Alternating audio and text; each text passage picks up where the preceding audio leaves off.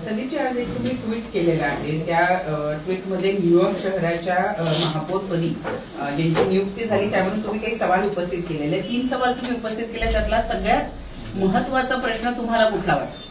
नाही, मुळात असं आहे बघा, याच्यावर एक व्यापक चर्चा ही समाजात घडणं आवश्यक आहे. याचं कारण असं की सामाजिक व्यवस्था बदलते आहे का, समाजामध्ये काही गोष्टी बदलत आहेत का, काही गोष्टी घडतायत का. मला असं वाटतं आता न्यूयॉर्क सारख्या शहरामध्ये अमेरिकेमध्ये जर एखादा भारतीय वंशाचा महापौर होतोय म्हणून आपण आनंद व्यक्त करायचा का, नंबर 1 प्रश्न. आणि जर आपण असा आनंद व्यक्त करायचा का, तर आपल्याला एखादा अमेरिकन वंशाचा माणूस मुंबईमध्ये महापौर झालेला चालेल का. मग त्यावेळेला आपली भूमिका हीच असेल का की आपला भारतीय वंशाचा जर अमेरिकेत चालतो महापौर, तो अमेरिकन वंशाचा भारतात का नाही चालणार, अशी आपण भूमिका घेणार आहोत का. तर मला वाटतं नाही.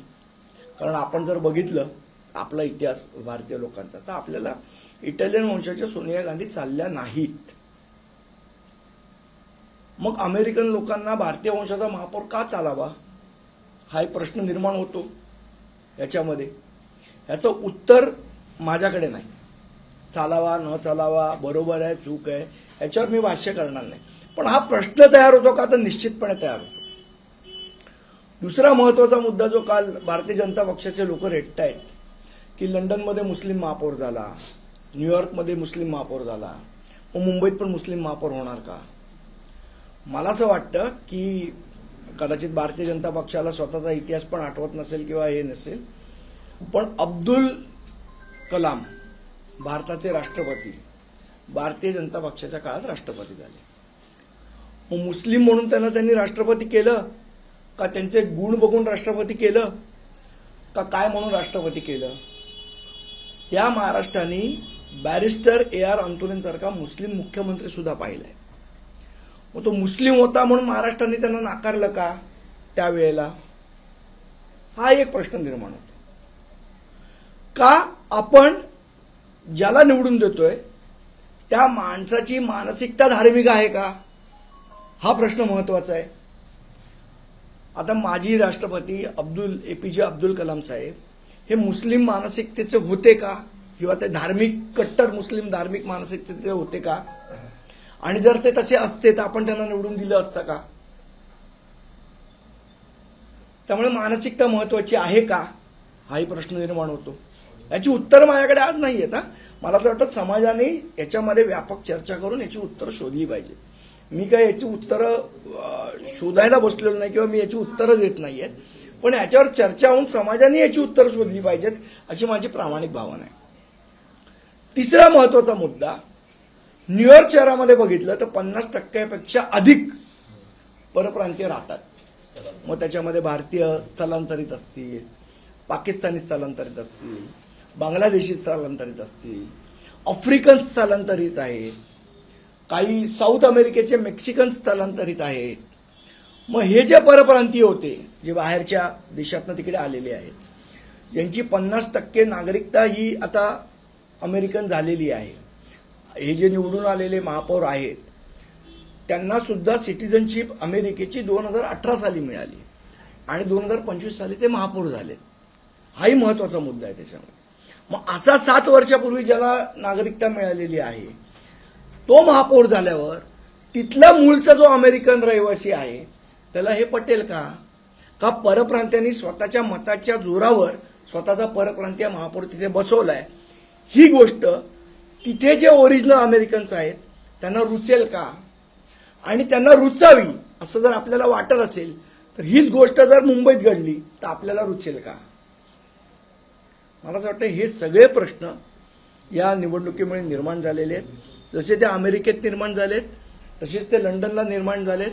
आपल्याला आठवत असेल तर 2008 साली सन्माननीय राजसाहेबांनी मायग्रेशन, परप्रांतीयांचं जे स्थलांतरण होतंय या मुद्द्यावर मोठा आवाज उठवला, आम्ही मोठं आंदोलन केलेलं. आज तेच आंदोलन तुम्हाला फ्रान्समध्ये होताना दिसतंय, तेच आंदोलन तुम्हाला लंडनमध्ये होताना दिसतंय, तेच आंदोलन तुम्हाला न्यूयॉर्कमध्ये होताना दिसतंय. आज काय नुसतं मुसलमानांवर लंडन नाराज आहे का, तर मला वाटतं ह्याचं उत्तर नाही असं आहे. ज्या पद्धतीने थेम्स नदीमध्ये गणपती विसर्जन झालं, गणपती उत्सवाच्या निवडणुका निघाल्या, त्यामुळे पण स्थानिक लोक तिथे नाराज आहेत. तुम्ही लंडनचा जर सोशल मीडिया बघितला तर ह्याच्यावरच्या बऱ्याच पोस्ट तुम्हाला दिसतात. त्यामुळे फक्त मुसलमानांवर नाराज आहेत, फक्त हिंदूंवर नाराज आहेत, फक्त आफ्रिकन लोकांवर नाराज आहेत, फक्त डच लोकांवर नाराज आहेत असं नाही. मला असं वाटतं मुळात ते परप्रांतीय मायग्रेशन ज्या पद्धतीने होत आहे, स्थानिक लोकांच्या नोकऱ्या त्याच्यामुळे धोक्यात येत आहेत, स्थानिक लोकांचे उद्योग त्याच्यामुळे धोक्यात येत आहेत. या सगळ्या गोष्टी ज्या फक्त आपण 2008ला महाराष्ट्रापुरत्या बघत होतो, आता तो विषय ग्लोबल झालाय. अख्ख्या जगामध्ये मायग्रेशन या विषयावर प्रचंड संताप पण आहे आणि प्रचंड सहानुभूती पण आहे. या दोन्ही गोष्टी होत आहेत.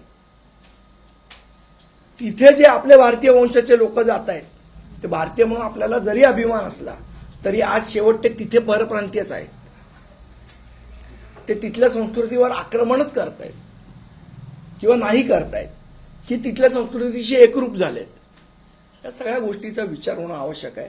आणि जर अमेरिकन लोकांना वाटत असेल की भारतीय लोक जे अमेरिकेत प्रस्थापित झालेत किंवा झालेत त्यांनी त्यांच्या संस्कृतीशी एकरूप झालं पाहिजे, तर त्यात काही चुकीचे असं मला वाटत नाही.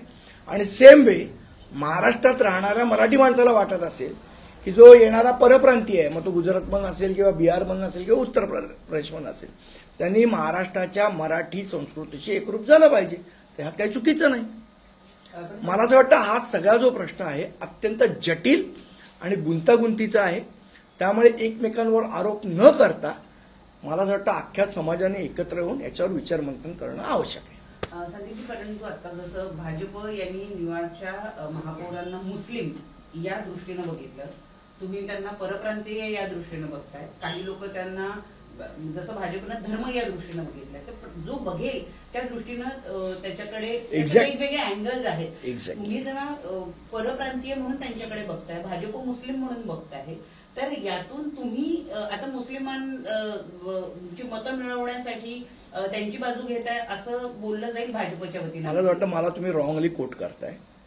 मी त्यांना परप्रांतीय म्हणून बघत नाहीये, त्यांना मुस्लिम म्हणून बघत नाहीये की भारतीय वंशाचे म्हणून बघत नाही. जे प्रश्न उपस्थित झालेत ते तुमच्यापुढे मी मांडतोय. मी याचं उत्तर दिलेलं नाही किंवा याचं उत्तर आपण शोधलं पाहिजे असं माझं म्हणणं आहे की यातलं कुठली गोष्ट आपल्याला पटणार आहे. एखादा परप्रांतीय झालेला महापौर आपल्याला पटणार आहे, हिंदू बहुल भागात मुस्लिम महापौर झालेला आपल्याला पटणार आहे का, आपल्याला दुसऱ्या वंशाचा, फॉर एक्झाम्पल भारतीय वंश सोडून बाहेरच्या वंशाचे आलेले लोक आपल्याला पंतप्रधान म्हणून पटणार आहेत, महापौर म्हणून पटणार आहेत, मुख्यमंत्री म्हणून पटणार आहेत का. उद्या असा विचार करा, एखाद्या अमेरिकन माणसाने आपल्या इंडियन बाईशी लग्न केलं आणि त्याचा जो मुलगा आहे त्याला आपण अमेरिकन वंशाचा म्हणून ट्रीट करणार आहोत का त्याला आपण भारतीय म्हणून ट्रीट करणार आहोत आणि त्याला आपण मुख्यमंत्री पदाची संधी देणार आहोत का. त्यावेळेला आपलं कॅम्पेनिंग असं असेल की भारतीय वंशाचाच महापौर पाहिजे किंवा भारतीय वंशाचाच मुख्यमंत्री पाहिजे किंवा भारतीय वंशाचाच पंतप्रधान पाहिजे. आपण तर हे म्हणणार ना. मला असं वाटतं ज्या वेळेला एक वातावरण निर्माण झालेलं आहे की सोनिया गांधी पंतप्रधान होतात, त्या भारतातल्या बहुसंख्य लोकांनी विरोध केला की आम्हाला इटालियन वंशाची बाई पंतप्रधान म्हणून नको. आपण सगळ्यांनी केला ना. मग तोच नियम तिकडे का नाही लागू होऊ शकत, तिथल्या स्थानिक लोकांना का नाही वाटू शकत, याचा आपण विचार करणार आहोत का आपण एकांगी विचार करणार आहोत. आज भारतीय जनता पक्षाला हे नॅरेटिव्ह पसरवायचंय की मुस्लिम महापौर होईल म्हणून हे सगळे धंदे चाललेत की लंडनमध्ये मुस्लिम झाला. तो मुस्लिम म्हणून झाला का परप्रांतीय म्हणून झाला, हा महत्वाचा आणि संशोधनाचा विषय आहे. एकांगी करून त्याला मुस्लिम महापौर झाला म्हणून वाद घालून उपयोग नाही आणि परप्रांतीय झाला म्हणून वाद घालून उपयोग नाही. नेमकं हे कशामुळे घडतंय, का घडतंय, तिकडे मायग्रेट झालेल्या लोकांची काय भावना आहे, तिथल्या स्थानिक लोकांची काय भावना आहे. मला असं वाटतं या सगळ्याचा आपण अतिशय न्यूट्रल पद्धतीने विचार केला पाहिजे. कारण हा शेवट सामाजिक समस्या आहे. याच्यावर सगळ्या समाजाने एकत्र येऊन विचार केला पाहिजे. एकांगी विचार करून माझ्या इलेक्शन पुरतं मला काय फायदा आहे याचा विचार करून जर भाजप त्याचा प्रचार करत असेल तर मला असं वाटतं ते अयोग्य आहे. ज्या पद्धतीने जे स्टेटमेंट आलेलं आहे की महापौर पण यांना खान किंवा अन्य कोणी बसवायचा आहे, मग त्यांची जर मागची नाही, मुळात असं आहे- पाहिली, आशिष शेलार अनेकदा वक्तव्य केलेले आहेत. आशिष शेलारांचा सोडा खूप दुटप्पी माणूस आहे. त्यांचे मला असं वाटतं ते मी आशिष कुरेशी व्हायला तयार आहे वगैरे, अशा माणसावर काय विश्वास ठेवणार लोक? हे सगळे दुटप्पी लोक आहेत.